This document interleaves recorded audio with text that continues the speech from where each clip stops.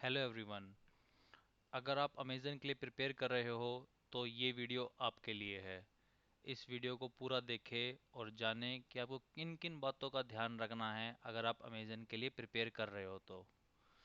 हम लोग सभी एक गलती करते हैं कि हमें कुछ नॉलेज नहीं है कि किस पोजीशन पे क्या उसका एग्ज़ाम है। सबसे पहले हम लोग उसमें अप्लाई कर देते हैं, फिर वो लिंक आ जाता है, फिर हम देखते हैं कि हम कहाँ से प्रिपेयर कर सकते हैं। तो आपको ऐसी गलती नहीं करनी है, ठीक है।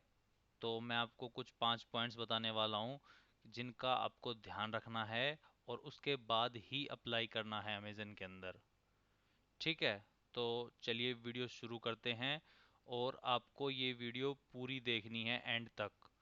सिर्फ 5 मिनट की वीडियो रहेगी, ज़्यादा लंबी वीडियो नहीं रहेगी, तो इसको पूरी देखें। Point number 1, don't apply without preparation. ये सबसे ज़्यादा इम्पोर्टेंट पॉइंट है। आपने कोई भी यूट्यूब पे वीडियो देखी, जैसे कि वीसीएस की, एसपीएस की, उसके नीचे अप्लाई लिंक हुआ, आपने उस पर अप्लाई कर दिया। फिर आप जा रहे हो टेलीग्राम पर, कोर्स परचेज कर रहे हो और आपने अप्लाई कर दिया है। इसमें प्रॉब्लम क्या है? इसमें प्रॉब्लम ये है कि अब आपके पास में सिर्फ 48 आवर्स हैं प्रिपेयर करने के लिए और अटेम्प्ट करने के लिए। तो जब हम प्रिपेयर ही नहीं हैं तो एग्ज़ाम के लिए अप्लाई ही क्यों करना, ठीक है। तो ये गलती बिल्कुल भी नहीं करनी है।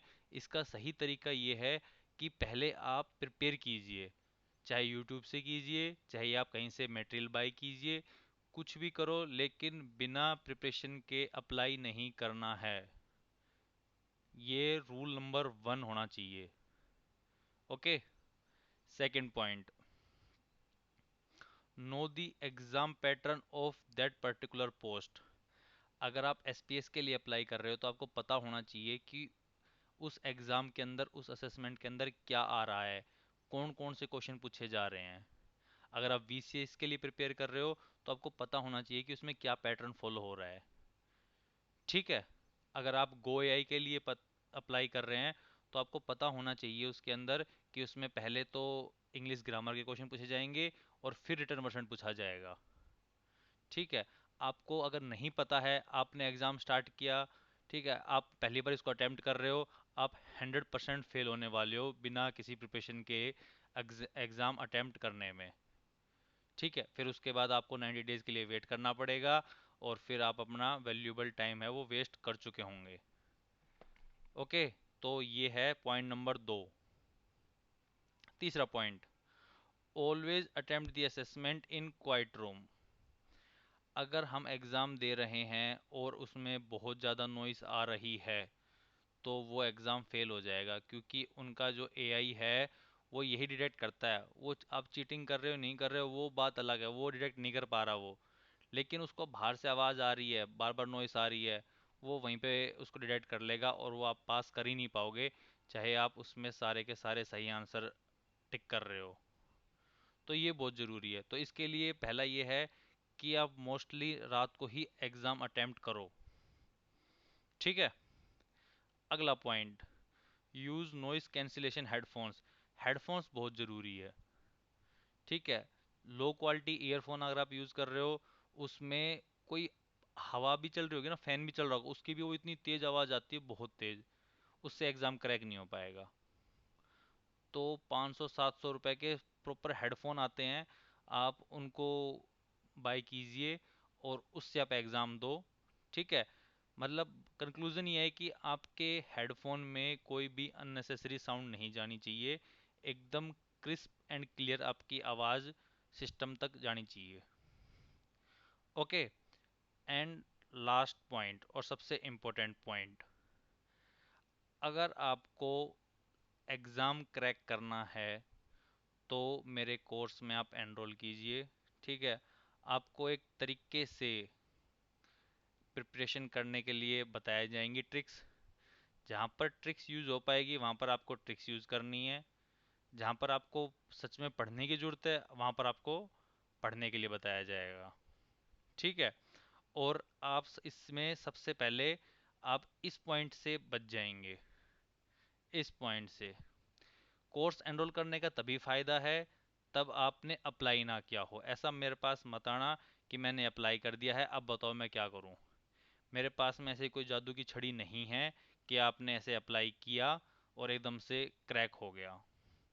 ठीक है, जादू की छड़ी भी है। जादू की छड़ी है मेरे पास में VCS एंड SPS के लिए। इनके अंदर मेरे पास में 100% सेम क्वेश्चन है और नो प्रिपरेशन रिक्वायर्ड। मतलब आपको कोई प्रिपरेशन की जरूरत नहीं है इन दोनों के अंदर। आप अगर आप अप्लाई कर रहे हैं, सीधा आप मेरे से मटेरियल लो, अप्लाई करो, ठीक है, और सीधे एग्ज़ाम दे दो। आपको एक भी क्वेश्चन बाहर से नहीं मिलेगा। ठीक है, लेकिन इसके अलावा जितनी भी पोजीशन है, अगर आप उसमें आपको क्रैक करना है, तो फिर आप बिना अप्लाई किए एकदम फ्रेश कैंडिडेट आप मेरे पास आइए। ठीक है, मैं आपको तरीका बताऊंगा, आपसे प्रैक्टिस करवाऊंगा रियल एग्जाम देने से पहले किस तरीके से आप प्रैक्टिस कर सकते हो। ठीक है, 2-3 बार एग्जाम प्रैक्टिस करो, उसके बाद में रियल एग्जाम दो, जब तुमको पूरा कॉन्फिडेंस आ जाए अपने ऊपर कि हाँ मैं इसको क्रैक कर सकता हूँ, तभी एग्जाम के लिए अप्लाई करो और तभी एग्जाम दो। ठीक है, तो ये एक छोटी सी वीडियो थी और बहुत ज़्यादा इम्पोर्टेंट वीडियो थी। ठीक है, तो अगर आपने मेरा चैनल ज्वाइन नहीं किया है टेलीग्राम का, तो वो टेलीग्राम चैनल ज्वाइन कीजिए। ठीक है, मेरे टेलीग्राम चैनल का नाम है कोर AS हब।